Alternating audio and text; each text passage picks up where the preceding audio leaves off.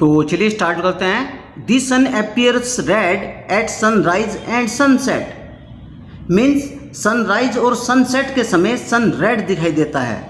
This can be explained as flow.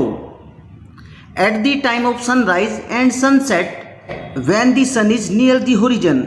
Sunrise और sunset के समय जब सन होरिजन के पास होता है, the sunlight has to travel the greatest distance through the atmosphere to reach अस।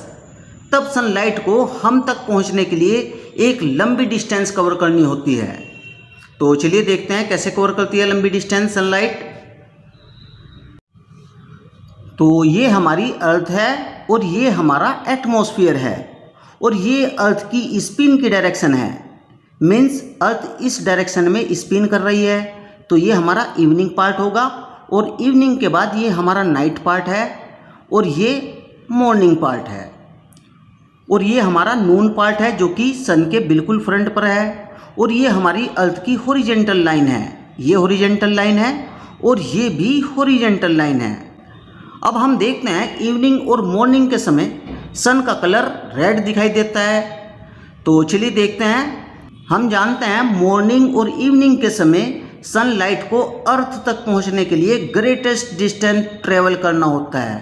तो ये सनलाइट है जो कि एटमॉस्फेयर से टकराने के बाद नीचे की ओर मुड़ जाती है। तो हम यहाँ पर देखते हैं ये डिस्टेंस प्लस ये डिस्टेंस, ये ग्रेटर देन होती है इस डिस्टेंस से जो कि नून के समय होती है। सेम प्रोसेस इवनिंग का भी है। ये डिस्टेंस प्लस ये distance is greater than this distance.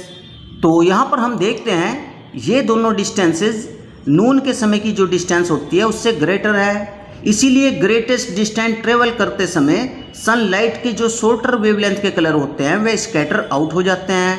Only longer wavelength red colour ही इस स्थान तक पहुंच पाता है। अब क्योंकि लॉन्गर वेवलेंथ रेड कलर ही इस स्थान पर पहुंच पा रहा है, इसलिए इस जगह खड़े हुए व्यक्ति को सन और उसके आसपास का एरिया रेड दिखाई देता है। सिमिलर प्रोसेस इवनिंग के लिए होता है। ये हमारा इवनिंग का समय है, तो यहाँ पर खड़े व्यक्ति को सन और उसके आसपास का एरिया रेड दिखाई देगा। तो चलिए वापस चलते हैं। तो चलिए देखते हैं फिर से। At the time of sunrise and sunset when the sun is near the horizon. तो सनराइज और सनसेट के समय जब सन होरिजन के पास होता है, the sunlight has to travel the greatest distance through the atmosphere to reach us. तब सनलाइट को हम तक पहुंचने के लिए बहुत लंबी डिस्टेंस को ट्रेवल करना होता है। During this long journey of sunlight most of the shorter wavelength blue colour present in it is scattered out and away from our line of sight. Means sunlight की इस लॉन्ग जर्नी के कारण shorter wavelength blue colour scatter हो जाता है और हमारी line of site से हट जाता है। So the light reaching us directly from the rising sun or setting sun consists mainly longer wavelength red color, due to which the sun as well as surrounding sky appear red.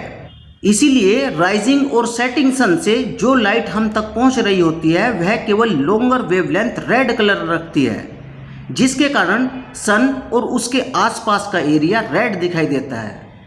तो चलिए एक बार फिर से देख लेते हैं इसको। The sun appears red at sunrise and sunset. This can be explained as follow.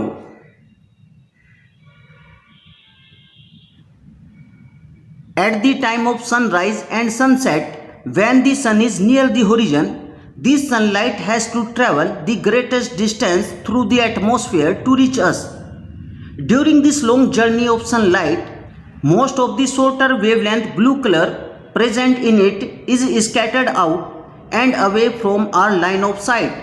So the light reaching us directly from the rising sun or setting sun consists mainly longer wavelength red color, due to which the sun as well as surrounding sky appear red.